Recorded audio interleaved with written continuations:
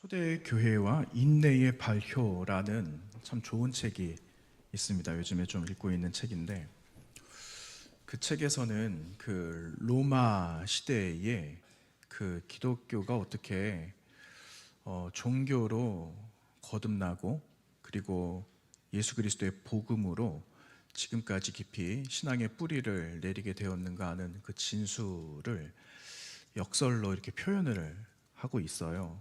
그런데 제가 지금 이제 책 제목을 말씀드렸잖아요. 초대교회와 인내의 발효라는 게, 여러분, 그 인내라는 것을 기독교인들 외에는 그 인내라는 말을 쓰지 않는다라는 겁니다. 그 인내라는 것이 로마 사회에서는 굉장히 저속한 걸로 여겼고, 인내는 우리하고는 맞지 않는 거다라고 이제 이야기를 하죠. 그런데 기독교라는 종교가, 그리고 예수 그리스도의 복음이 지금도 세상을 향하여서 뿌려지고 뿌리가 내려지고 하는 것은 그 안에의 그 인내가 우리 안에서 진짜 체득화되어지고 그 안에 진짜 진수가 드러내기 위해서 발효되어지는 과정들을 통해 복음이 무엇인가, 그 강력한 것을 보여주고 있다라는 것을 말하고 있거든요. 여러분, 우리가 하루하루를 살아가는 사실은 이 현실은 참 많이 힘들고 어려운 것만은 당연한 것 같아요. 지나간 한 주간 동안에 우리에게 들려주시고 또 부탁하시고 또 우리가 가까이 하신 그 하나님의 말씀들이 우리 가운데 분명히 남아 있을 겁니다. 그런데 우리는 그 환경 속에서, 그리고 지나오는 많은 세월들 앞에 많이 자주 넘어지게 된다라는 거죠. 그럼에도 불구하고 하나님께서 이 땅에 있는 교회와 저와 여러분에게 부탁하고 말씀하고 계시는 것은 우리 안에 하나님을 향한 그 인내함들이 우리 안에서 진짜 믿음이라는 것으로 발효가 되어져서 능력이 나타낼 때 우리의 소망은 이 땅이 아니라 하나님의 나라에 두고 살아가는 그 정체성을 잃어버리지 않고 흔들리지 않고 살아갈 수 있다라는 것을 오늘 우리들에게 이 말씀을 통해서 다가오신다라는 겁니다. 우리가 조금 전에 102편의 말씀을 나누었잖아요. 이 말씀에 12절에서 16절까지 좀 우리에게 소망이 되고 우리가 위로가 되는 그 부분을 제가 좀 선택을 했어요. 그런데 여기에 참 놀라운 말씀이 읽다가 또 은혜가 되는 겁니다. 어떤 은혜가 있냐면요, 하나님 티끌도 은혜를 받게 해주세요. 여러분, 진짜 이상하죠. 오늘 우리가 나누었던 이 본문 가운데 이런 말씀이 있었어요. 주의 종들이 시온의 돌들을 즐거워하며 그의 티끌도 은혜를 받게 해주세요. 여러분, 참 놀라운 것 같아요. 여러분, 이런 표현을 누가 어디서 할 수가 있을까요? 하나님의 은혜를 알고 그분의 은총을 경험하고 살아가고 있는 저 여러분들만이 할 수 있는 고백이 아니겠습니까? 그런데 여러분, 이 102편의 이 말씀은요, 사실은 언제 누가 이거를 하나님 앞에 올려드렸는지 사실은 알 수가 없어요. 분위기를 보고 그 진행되어져 있는 그 속에 진짜 내용들을 바라봤을 때, 아, 이 사람들이 편한 상황은 아니다. 이 사람들이 두 다리를 뻗고 행복하고 편안하게 살아갈 그때는 아니다 라는 이야기예요. 그럼 언제냐? 여러분, 70년을 이국 땅에서 살잖아요. 나라는 망하고 그 바벨론 포로로 살아갔던 이스라엘 백성들, 남유다 사람들인 거죠. 그 사람들이 포로기 중간 내지는 이제 끝자락에 이제 본국으로 돌아갈 것이다라는 예언된 말씀이 있었잖아요. 어떤 사람들은 70년 뒤에 돌아갈 거라고 마음의 확신을 가지고 살아가는 사람들도 있었을 거고, 어떤 사람들은 설마 그럴까라고 낙심하고 포기하는 사람들도 있었을 거예요. 그런데 어쨌든 마지막 포로기가 끝나갈 무렵에 지어졌던 시편의 노래다라고 이야기를 하는데, 여러분, 돌아간들 70년이 끝나서 내 고향 땅으로 돌아간들 남아있는 게 없는데 무슨 소망이 있겠습니까? 여러분, 이들에게는 너무너무 중요한 게 있어요. 그런데 그걸 잃어버렸습니다. 무엇이냐면요, 성전. 여러분, 우리가 성전이 없어요. 지금 성전은 없죠. 성전 시대는 끝났거든요. 그런데 우리가 교회, 예배당, 이렇게 나와서 예배할 공간이 만약에 없다면 예배드리기가 얼마나 힘들겠어요. 지난주도 우리 그런 이야기 나누었는데, 불과 몇 년 전에 예배는 할 수 있지만 모여서 예배할 공간이 폐쇄가 되어졌을 때 참으로 힘들었잖아요. 그런데 이 남유다 사람들 성전 중심으로 살아갔는데 성전이 무너지고 폐허가 된 그곳에서 무슨 소망을 가지고 다시 일어날 수가 있겠느냐는 겁니다. 그럼에도 불구하고 흙무더기 속에서도 하나님은 그 내 백성을 이렇게 세워주시고 회복시켜 주실 하나님의 계획이, 하나님의 섭리가 그걸 다 포괄해서 하나님의 구원의 그 경륜하심이 여러분 이미 선포되었다라는 사실이에요. 여러분, 이 선포된, 약속된 하나님의 언약이 이들로서 끝났다라는 것이 아니죠. 오늘 우리들에게도 동일하게 유효한 하나님의 언약이다라는 사실입니다. 그래서 여러분, 오늘 우리에게 주어져 있는 이 모든 삶의 형편들 가운데 진흙투성이 구덩이 속이라고 할지라도 우리는 또 한 번 일어날 수 있는 믿음의 용기가 필요하지 않겠습니까? 여러분, 조금 전에 성전 이야기를 드렸어요. 성전은요, 이들의 정체성을 말했어요. 근데 정체성이 다 사라져 버렸잖아요. 하나님의 임재를 드러낼 만한, 하나님의 임재가 머물러 있는 성전이 사라져 버렸는데 어떻게 하나님을 예배할 수가 있겠습니까? 물론 어디든 예배할 수 있죠. 근데 이들 성전을 중심으로 살아갔던 이들의 삶이 균열이 가고 무너져 내렸는데 이들에게 무슨 소망이 있겠습니까? 그런데 하나님께서는 다시 이들을 이렇게 세워주시고 회복의 소망을 주시면서 오늘 시편의 기자가 고백하고 있는 것처럼 하나님 티끌도 은혜를 받고 돌무더기 속에서도 꽃이 피어나는 하나님의 놀라운 역사를 우리들에게 주실 줄로 믿습니다 하는 그 고백이 오늘 이 자리에 함께 계시는 저와 여러분의 동일한 고백이 되시기를 간절히 원합니다. 여러분, 어렸을 때 저 그런 경험이 있었습니다. 여러분, 그런 경험이 아마 없으셨을 것 같은데 저만 유일한 경험이지 싶습니다. 이게 뭐냐면요, 여러분, 이게 옷다리잖아요. 옷 이게 구겨지고 하면 옷을 다리잖아요. 그런데 그 다리미에 대인 적이 있습니다. 여러분, 다리미에 대인 적이 있으십니까? 있으세요? 박 권사님 고개를 끄덕이셨네요. 그런데 그 다리미를 그게 스쳐 지나간 거예요.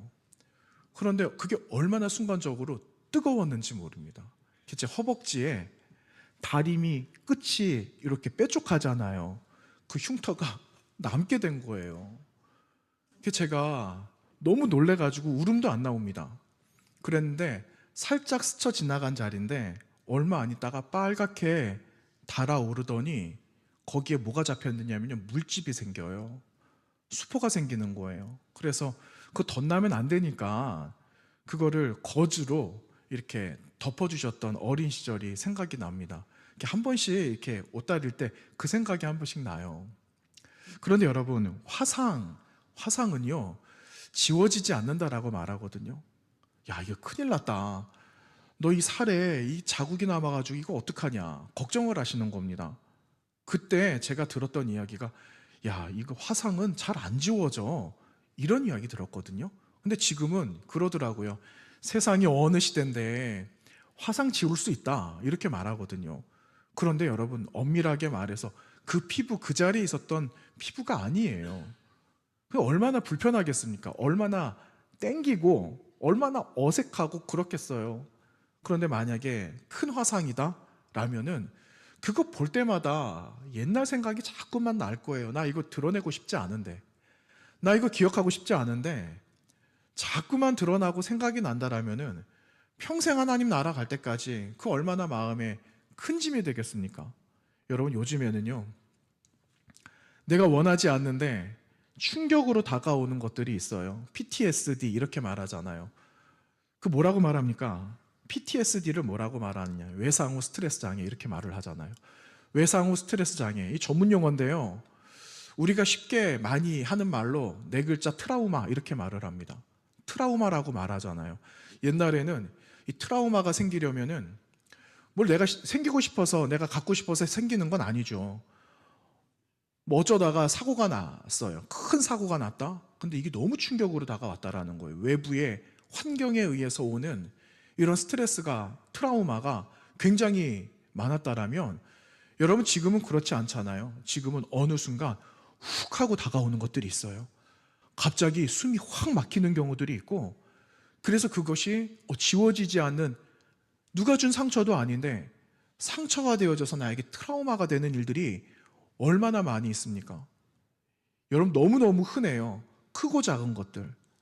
아마 여기에 계시는 분들 가운데도 아마 그러한 흔적들 때문에 힘들어 하시는 분들이 아마 적지 않게 계실 것 같다라는 생각이 듭니다.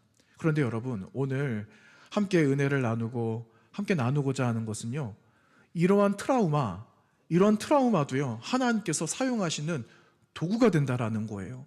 그 자리에 은혜의 꽃이 피고 그것이 우리가 살아갈 다시 한번 역설의 기회가 반전이 일어나는 하나님의 놀라운 그 경륜하심이 바로 우리의 일상 가운데 억눌려져 있는 삶을 통해서도 하나님이 그분 자신을 나타내신다라는 것을 여러분 오늘 함께 나누려고 합니다.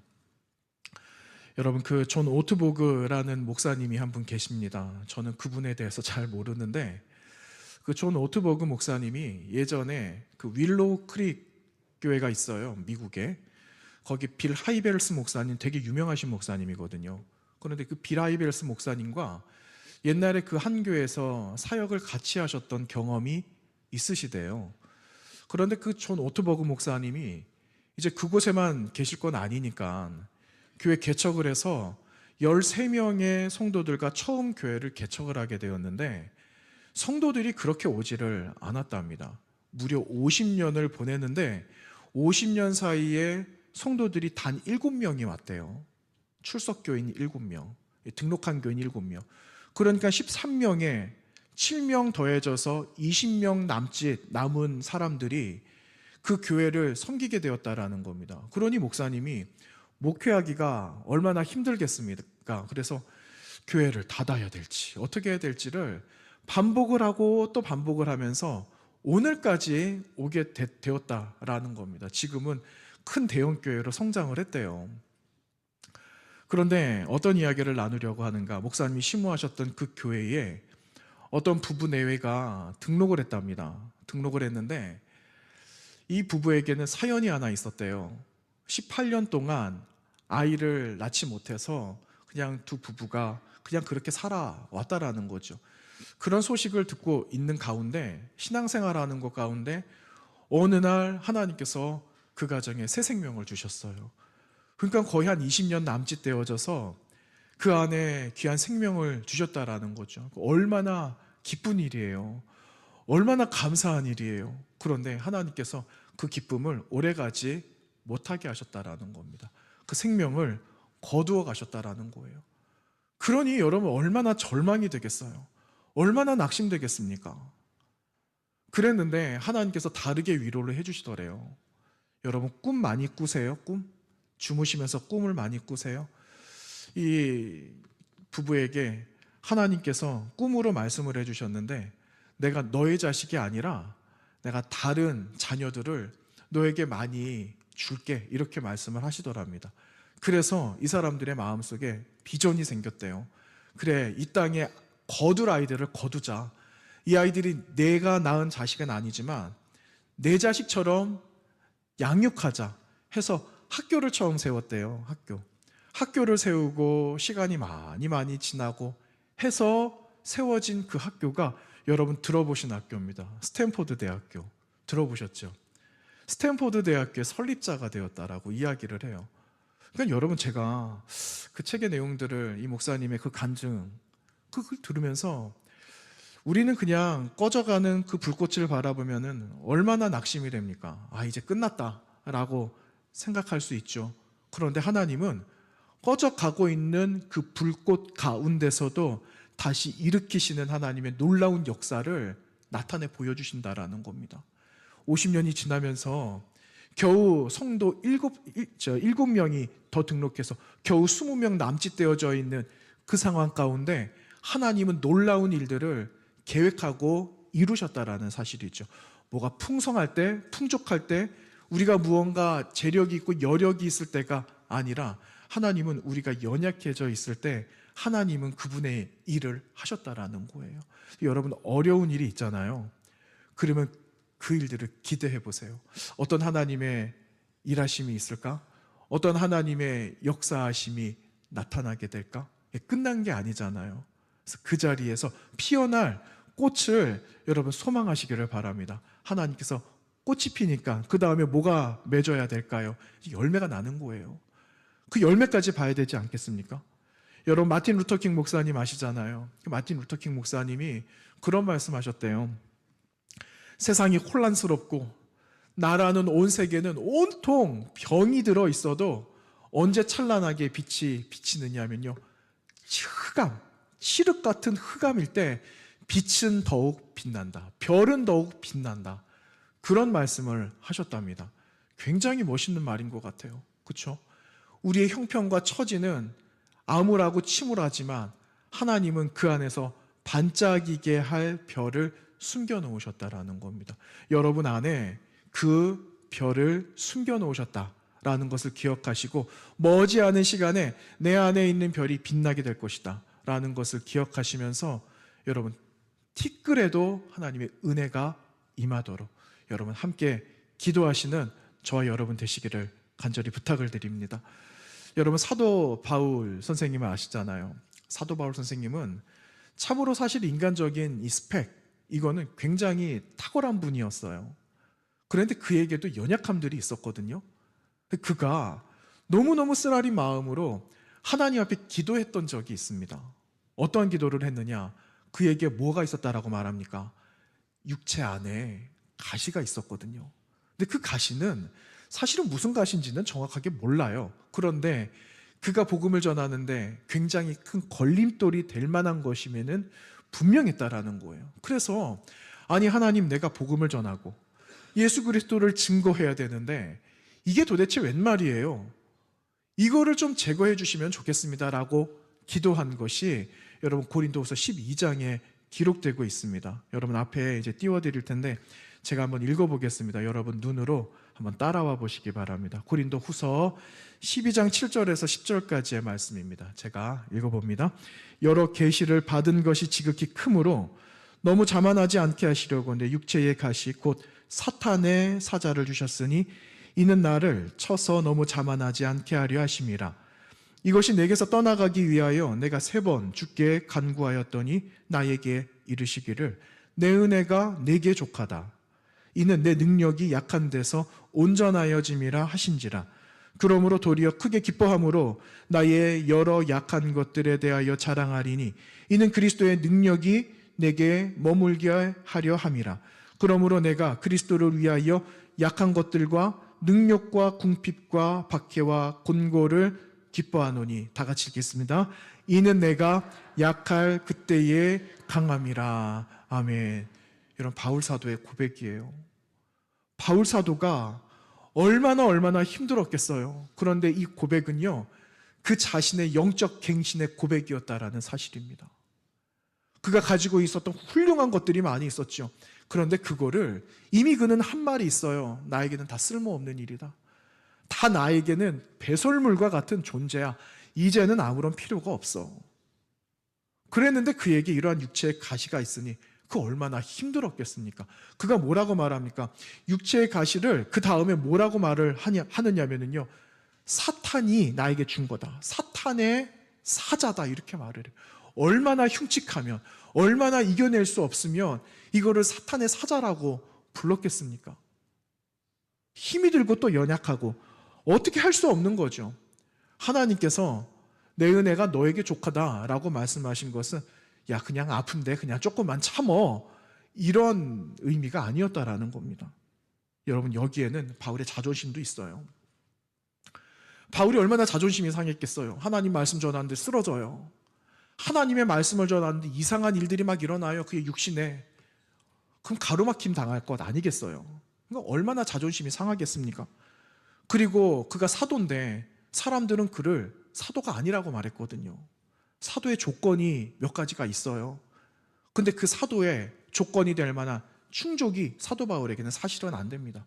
예수님과 같이 다니고, 그리고 예수님의 죽으심 이거를 같이 목격을 하고 예수님의 부활하심도 목격을 해야 되는데 사도 바울은 이후에 예수 그리스도를 만났거든요. 그러니까 사도에 대한 조건에 충족되지 못했어요. 그러니 사람들은 계속해서 핀잔을 주고 걸림돌을 놓고 네가 어떻게 사도일 수 있느냐, 늘 그렇게 이야기를 했다라는 거죠. 그런 이러한 고통들이 얼마나 많았겠어요. 이런 고통 가운데 있었던 이 사도 바울이 자신을 변호하고 싶은 마음들도 있었을 겁니다. 자신을 변호하고 싶은 마음이 왜 없었겠어요? 그런데 그가 조금 위에 올라가 보면 고린도 후서 2장 저 위에 좀 올라가 보면은요, 그가 2절부터 4절까지 말씀 속에서 그는 이런 고백을 합니다. 내가 사실은 할 말들이 있지. 내가 14년 전에 있었던 나의 그 경험을 한번 이야기할게. 근데 이 이야기는 언제 했느냐면요, 핍박을 받고 나서 한 말이 아니라 그 전에 이야기를 했다라는 겁니다. 어떤 이야기를 했는가? 이렇게 말을 하고 있어요. 내가 그리스도 안에 있는 한 사람을 아노니 그는 14년 전 셋째 하늘에 이끌려간 자라. 자신이 스스로를 이야기하는 거예요. 그가 몸 안에 있었는지 몸 밖에 있었는지 나는 모르거니와 하나님은 아시느니라. 내가 이런 사람을 보았느니 그가 몸 안에 있었는지 몸 밖에 있었는지 나는 모르거니와 하나님은 아시느니라.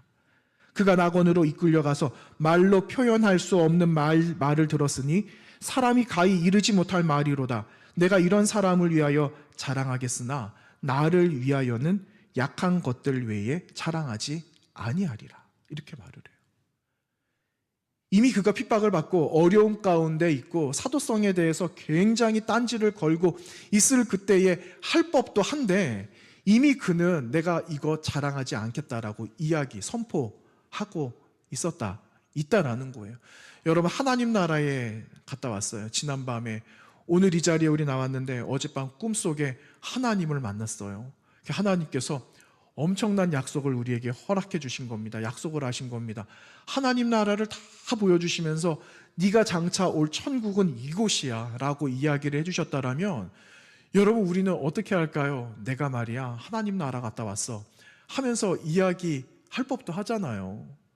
그런데 바울 사도는 내가 3층 천 하나님의 그 나라에 갔다 온 이야기를 하지 않겠다. 내가 말할 수 있고 나를 변호할 수 있지만 하지 않겠다. 왜냐?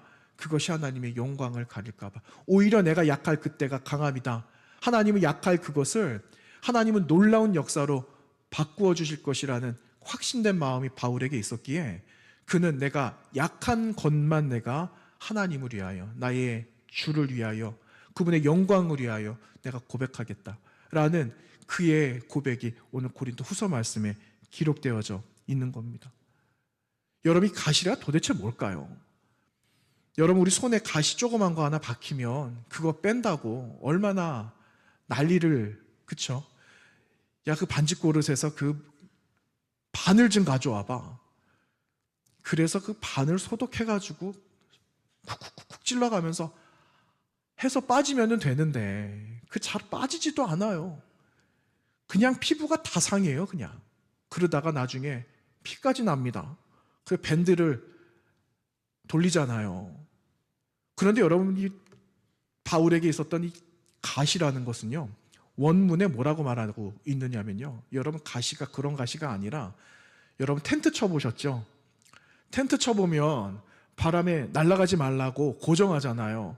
쇠말뚝 박잖아요. 쇠말뚝이에요. 쇠말뚝. 그에게 있었던 것은 쇠말뚝이에요. 그가 제거할 수 없는 거. 아예 애초부터 제거할 수 없는 겁니다. 그런데 하나님께서 뭐라고 말씀하셨다고요? 너 그거 가지고 있는 것만으로도 감사하게 생각해. 그게 너답게 하는 거야. 그게 있어서 네가 나를 위해서 그 복음을 전할 수 있게 된 거야. 너 그거 알아? 그렇게 주님께서 말씀하고 계시는 겁니다. 그러면서 주님께서 한술 더 뜨시는 겁니다. 쇠말뚝 가지고 와봐. 내가 힘차게 한 번 더 박아줄게. 해서 그 쇠말뚝을요, 그냥 사정없이 그냥 내리쳐서 고정시켜 주시는 겁니다. 왜? 하나님의 영광을 나타낼 아름다운 그릇이 바울이기 때문에. 하나님께서 예비하신 그릇이에요. 그 그릇은요, 우리는 그게 너무너무 아름다운 그릇이기를 원하죠. 금그릇이 되기를 원하고, 은그릇 되기를 원하고, 무엇이든지 유용한 그릇이 되기를 원하는데, 사실 바울이란 사람은 처음 태생은 금그릇이었는지는 모르겠지만 하나님 앞에 사용되어지는 그릇은 금그릇이 아니었다라는 겁니다. 질그릇 중에 질그릇이었다라는 거죠. 그래서 여러분 낙심하지 마십시오. 우리도 질그릇과 같이 보이죠. 하나님, 나 같은 질그릇이 또 어디 있겠습니까? 라고 우리 기도하잖아요. 그런데 하나님 쓰시기에는 가장 좋은 그릇. 여러분, 그 금그릇 가지고 어떻게 씁니까? 손이 벌벌벌 떨리는데. 여러분, 좋은 옷을 딱 입고 다니려면 얼마나 이게 불편해요. 때 묻을까봐, 이 먼지 묻을까봐, 어디에 앉았다가 일어나면은 얼마나 이게 신경 쓰여요. 그런데 질그릇이고 편한 옷은요, 어디든지 갈 수 있잖아요. 하나님께서 질그릇과 같은 우리를 선택을 하셔서 그 안에 무엇을 담아주시느냐면요, 진짜 보배로운 보화를 그 안에다가 담아주시는 거예요. 아무리 금그릇이면 뭐합니까? 그 안에 아무것도 담겨져 있지 않거나 그곳에 필요 없는 것이 담겨져 있다라면, 배설물이 담겨져 있다면 여러분, 그 밥그릇이 뭐가 되겠습니까? 멍멍이 밥그릇만 되겠죠. 그런데 여러분, 질그릇이지만 그 안에 하나님께서 담겨놓으신 보배로운 것이 있다면 여러분, 질그릇은 문제가 되지 않는다라는 사실이에요. 여러분, 오늘의 시간들, 살아가고 있는 삶의 많은 여정들을 여러분 비관하지 마시기 바랍니다. 오늘 102편의 말씀은 앞절에는 비관하는 말들이에요. 뭐라고 말하고 있는지 아세요? 하나님, 나의 연수가 연기같이 사라지고 있는 거 보시잖아요. 그리고 하나님, 저희 이 몸뚱아리 하나 있는데 이 몸뚱아리가 이제는 숯과 같이 그냥 새카맣게 타버리고 있는 거 지금 하나님 보고 계시잖아요. 이거를 지금 102편 3절 말씀에서 말하고 있거든요. 비참한 자신의 상황을 말하고 있지만 사실은요, 그 시간들이 지나 다시 긍정을 말하고 소망을 말하고 있는 것은 그가 하나님께서 이루실 소망을 고대하고 있었기 때문입니다. 여러분, 우리에게도 그러한 소망이 있잖아요.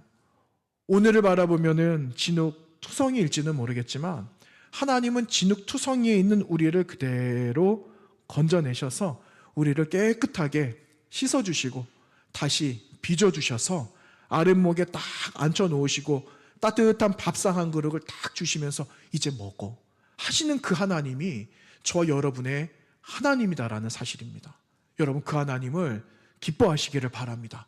그 하나님을 신뢰하시기를 바랍니다. 하나님은 한 번 약속하신 것을 두 번 변개하시는 분이 아니시에요. 그래서 그 하나님이 우리에게 가장 좋은 것을 주시는 하나님이시다라는 그 고백을 가지고 이번 한 주간 살아가야 되지 않겠습니까? 여러분, 시편의 기자와 바울 사도의 공통점은 한 개예요. 지울 수 없는 상처 가진 사람. 그런데 하나님은 지울 수 없는 상처를 사용하시는 하나님으로 오늘 우리를 찾아오셨다라는 사실입니다. 그래서 여러분, 내가 가지고 있는 어려움의 쇠말뚝 같은 것들이 있지만 하나님께서는 그것도 사용하신다라는 소망을 가지시고 이번 한 주간을 또 하나님의 역사 가운데 맡겨드리고 기대하는 우리들 한 사람 한 사람 되어져야 되겠습니다. 여러분, 바울 사도께서 이렇게 말씀하세요. 그 흉터는 여러분이 타버리지 않게 지키시는 하나님의 은혜의 흔적, 그리고 하나님의 능력이 머무는 현 주소입니다. 이렇게 말하고 있어요. 여러분, 내가 가지고 있는 아킬레스건이 있어요? 네. 지우고 싶은 상처가 있어요? 오래전에 흉터로 남은 화상이 있어요? 그런데 하나님은 그것을 나의 받을 놀라운 하나님의 은총의 도구로 사용하신다라는 것을 기억하시면서 여러분, 다시 현재의 고난을 통해 아름다운 삶의 이야기를 또 한 번 써내려 가시는 저 여러분 되시기를 주님의 이름으로 축복합니다. 기도하겠습니다. 거룩하신 하나님, 감사를 드립니다. 우리의 살아가는 삶의 환경은 바뀌지 않아도 하나님, 우리가 살아가고 있는 삶의 이유와 목적이 그리스도 예수 안에 있음을 고백할 때에 결국 우리는 믿음으로 세상을 정복해 나가는 승리자가 될 줄로 믿습니다. 하나님, 오늘 살아가고 있는 현재의 이 모습만 바라보면서 낙심하지 않게 하시고 하나님, 그 너머에 인도하실 하나님의 위대하신 그 역사 가운데 우리 모두가 주인공이 되게 하여 주셔서 살아계신 하나님을 자랑하고 증거하며 살아가는 거룩한 증인으로 세움받게 하여 주옵소서. 예수님 거룩하신 이름으로 감사하며 기도하옵나이다. 아멘.